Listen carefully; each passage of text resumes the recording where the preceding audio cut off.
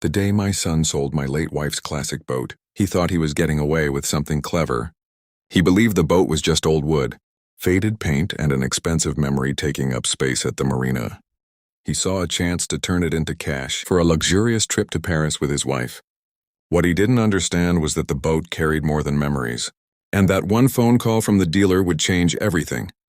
My wife, Eleanor, had loved the water since she was a little girl.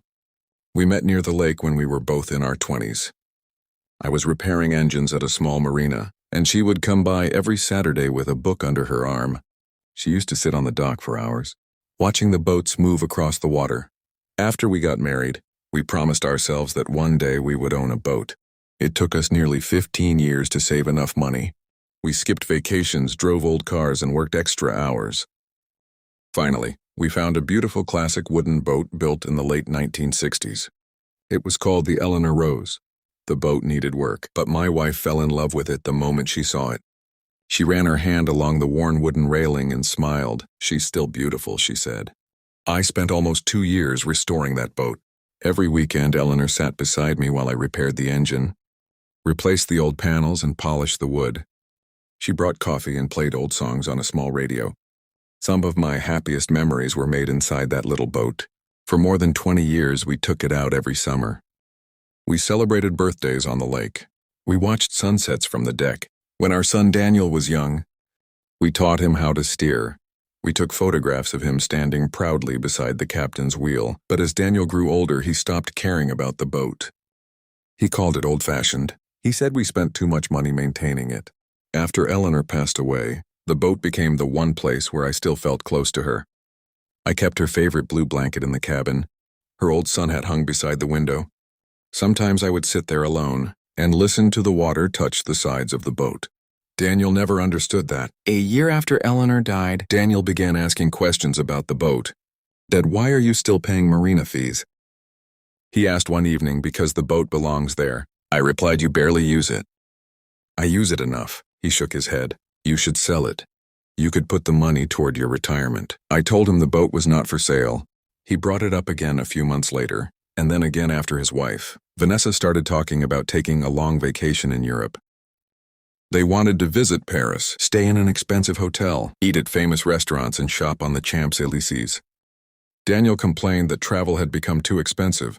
One Sunday while they were visiting, Vanessa looked through the window toward the lake.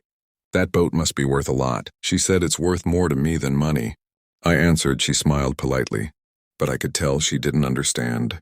A few weeks later, Daniel asked if he could borrow the keys to the boat. "I want to clean it," he said. "Maybe take it out for a short ride." I hesitated. He had not shown interest in the boat for years, but he was my son, and I wanted to believe he was trying to reconnect with something his mother had loved. So I gave him the spare keys. That was my mistake. 3 days later, I drove to the marina because I wanted to check on the boat. When I arrived, the dock was empty. At first, I thought Daniel had taken it out. I waited. An hour passed. Then another. Finally, I called him. "Where's the boat?" I asked. There was silence. "What boat?" he said. "The Eleanor Rose." "Oh," he replied casually. "I meant to tell you I sold it." For several seconds, I couldn't speak. "You did what I sold it, Dad." "You never use it. The dealer gave me a fair price." "You had no right. You gave me the keys." "I gave you the keys to clean it, not to sell it," Daniel sighed. As if I were being unreasonable. "It's just a boat." My hands began to shake. "That boat belonged to your mother, and Mom is gone." He said, "You can't keep holding on to everything forever." His words hurt more than I expected. Then Vanessa's voice came through the phone. "We're going to Paris," she said happily. "You should be excited for us." I ended the call. For the next 2 days, I barely slept. I went through every document I had. The boat title was in my name. The registration was in my name. The insurance was in my name. Daniel had no legal right to sell it, but I didn't want to call the police on my own son. I kept hoping he would realize what he had done and bring the boat back instead. He sent me photographs from the airport. In one picture, he and Vanessa were smiling beside their luggage.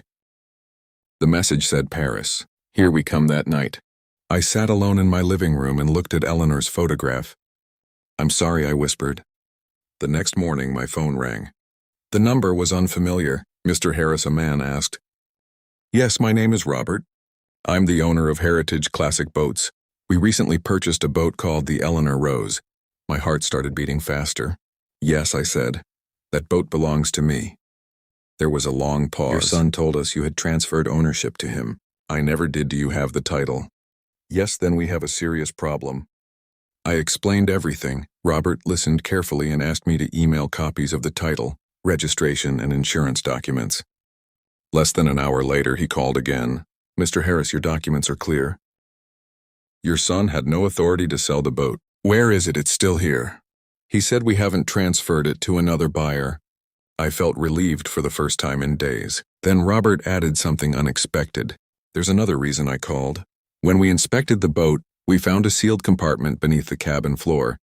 I was confused. What compartment? It looks original. We opened it because we were checking the structure. Inside we found an old metal box. My mind immediately returned to Eleanor. What was in it? I asked. Some documents, photographs, and a small velvet pouch. We didn't open the pouch. We thought you should see everything yourself. I drove to the dealership that afternoon. When I entered the building, I saw the Eleanor Rose sitting under bright lights. The wood had been cleaned and the boat looked more beautiful than I remembered. I placed my hand on the railing. For a moment I imagined Eleanor standing beside me. Robert brought me into his office and placed the metal box on the table. Inside were old photographs of Eleanor and me. Some were from our first years together. Others showed Daniel as a child laughing on the deck. Then I found a folded letter with my name written on the front. The handwriting was Eleanor's.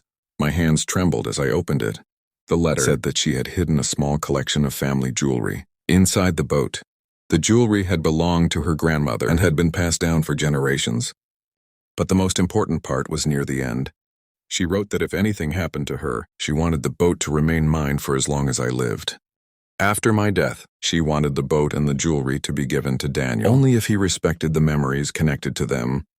If he ever treated them as objects to be sold for money, she wrote, then I should donate the boat to the local youth sailing program. I read those words 3 times. It was as if Eleanor had known exactly what might happen. Inside the velvet pouch were several pieces of jewelry, including a diamond necklace and an antique gold bracelet. Robert explained that the items might be worth far more than the boat itself, but the money didn't matter to me. The letter mattered. I took the boat home that evening. Then I called Daniel. He answered from Paris. Dad, what do you want? The dealer called me, I said. There was silence. What did he say? He said the boat was never yours to sell. Daniel became nervous. Look, I can explain. You used my property to pay for your vacation. You weren't using it. That wasn't your decision. Vanessa came onto the call. We already spent the money. She said we can't return it. I'm not asking you to return the trip. I replied, I'm telling you what will happen next. Daniel became angry. You're going to ruin our vacation. No, I said. You made your choices. I told him that I had recovered the boat. I also told him about Eleanor's letter. For the first time, Daniel had nothing to say. Then I made my decision. I contacted the local youth sailing program. They had been trying to find a classic boat for students to learn restoration and navigation. I donated the Eleanor Rose in my wife's name. The program agreed to keep the boat at the marina and allow me to visit whenever I wanted. They placed a small plaque near the captain's wheel. It read, the Eleanor Rose, a gift of love, memory, and new beginnings. When Daniel returned from Paris, he came to my house. He looked tired. The expensive vacation had ended, and reality had returned. I'm sorry, he said. I looked at him for a long time. Are you sorry because you hurt me? I asked her. Because you got caught. He lowered his eyes. I don't know. That's the problem. He asked whether I could forgive him. I told him forgiveness was possible, but trust would take time. He had sold something that belonged to me. More importantly, he had treated his mother's memory like a source of vacation money. Months passed. One afternoon, I visited the marina and saw a group of teenagers restoring the Eleanor Rose. They were sanding the wood and learning how the engine worked. A young girl stood at the captain's wheel. Is this your boat? She asked. It used to be, I said. Why did you give it away? I looked across the water. Because some things are too meaningful to keep hidden, I answered. They're meant to help someone else. She smiled and turned the wheel. For the first time since Eleanor died, I felt peace. Daniel still visits sometimes. He has begun volunteering with the sailing program. He says he wants to help repair the boat. I don't know whether he is trying to make things right, or simply trying to live with what he did. But I know one thing, the boat was never just wood and metal. It carried love, sacrifice, family, and a lifetime of memories. My son sold it for a trip to Paris, but the dealer called me before it was too late. And because of that phone call, my wife's beloved boat found a new purpose. One that honored her far more than any expensive vacation ever could.